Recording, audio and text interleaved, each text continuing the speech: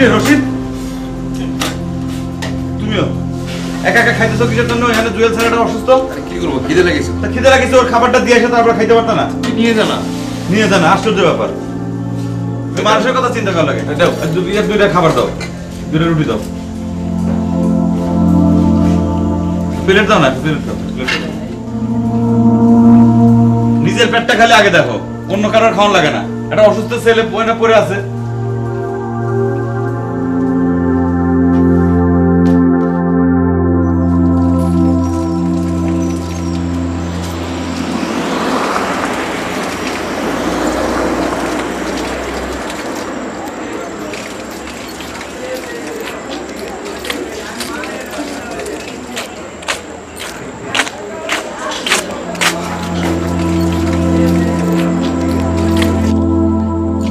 কি বেটা বইয়ে বললি যে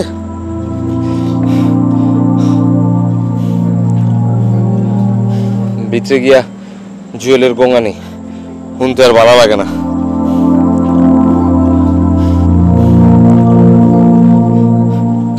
আচ্ছা দাদা, ওই ঘরে তো দিলাম, অনেক কালকে কি দিছো এলিয়া টেনশন করে লাভ আছে।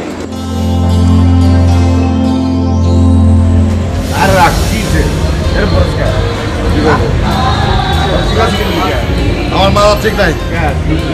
আমি যখন নাচতেছিলাম একজন আমার ফোন দিছে, ফোন দিয়ে আমার বাপ মা 14 গোষ্ঠী ধরে এমন গালাগালি করছে, আমার মাথার মতো নষ্ট হয়ে গেছে। আমার গোল তুই 6টা থেকে 8টা আজকে পিটানি দিছি না?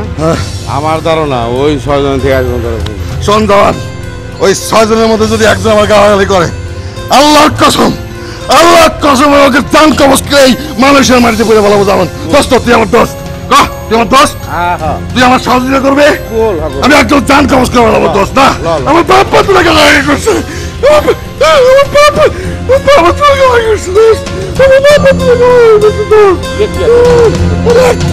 দোস্ত।